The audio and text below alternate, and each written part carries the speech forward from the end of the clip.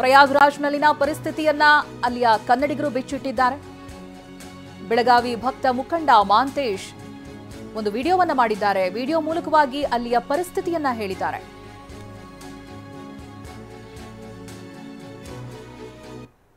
ಬೆಳಗಾವಿಯಿಂದ ನಾವು ಬಂದಂತಹ ಸಾಕಷ್ಟು ಜನ ಯಾತ್ರಿಕರು ಏನಿವತ್ತು ಕುಂಭಮೇಳ ಪ್ರಯಾಗ್ರಾಜದಲ್ಲಿ ಸೇರಿದ್ದೇವೆ. ಇಲ್ಲಿ ಕಂಡು ಕೇಳರಿದಂಥ ಜನಸಂಖ್ಯೆ, ಜನದಟ್ಟಣೆ, ಕೋಟಿ ಜನ ಒಂದೇ ಸರಿ ಇಲ್ಲಿ ಬಂದಿದ್ದಾರೆ.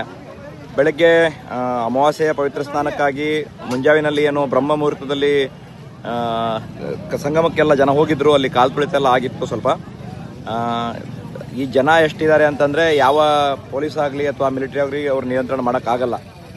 ಬಹಳಷ್ಟು ಸಂಖ್ಯೆಯಲ್ಲಿ ಜನ ಬಂದಿರೋದ್ರಿಂದ ಜನ ಸ್ವಲ್ಪ ಸಹಜವಾಗಿ ನೂಕುನುಗ್ಗಲಾಗ್ತಾ ಇದೆ. ಸಾಕಷ್ಟು ಜನ ವೃದ್ಧರಿಗೆ, ಮಹಿಳೆಯರಿಗೆ, ಮಕ್ಕಳಿಗೆಲ್ಲ ತೊಂದರೆಗಳಾಗಿತ್ತು. ನಮ್ಮ ಕೈಲಾದಂಥ ಸಹಾಯಗಳನ್ನು ಮಾಡಿ ನಾವು ಜನರನ್ನು ಈಗ ಅವರವರ ಜಾಗಕ್ಕೆ ತಲುಪಿಸುವಂಥ ಕೆಲಸವನ್ನು ಮಾಡಿದ್ದೇವೆ. ಇನ್ನೂ ಬರೋವರ ಸಂಖ್ಯೆ ಸಾಕಷ್ಟಿದೆ. ನೀವು ಇಲ್ಲಿ ನೋಡಬಹುದು. ಈಗ ಹೊರಗಡೆ ಹೋಗೋ ಗಾಡಿಗಳನ್ನು ಕೂಡ ನಮ್ಮ ಗಾಡಿಗಳನ್ನೆಲ್ಲ ಇಲ್ಲಿ ತಡೆದಿದ್ದಾರೆ. ಇದು ಪ್ರಯಾಗ್ರಾಜ್ ಸಂಗಮದಿಂದ ಸುಮಾರು ನಾವು 7 ಕಿಲೋಮೀಟರ್ ನಡ್ಕೊಂಬಂದ ಮೇಲೆ ಇರುವಂಥ ಸ್ಥಳ. ಸೊ ಹಾಗಾಗಿ ಇಲ್ಲಿ ಬರುವಂತಹ ಜನರಿಗೆ ಮಾನಸಿಕವಾಗಿ ಸಿದ್ಧತೆ ಇರಬೇಕು. ಬಹಳ ಪವಿತ್ರವಾದ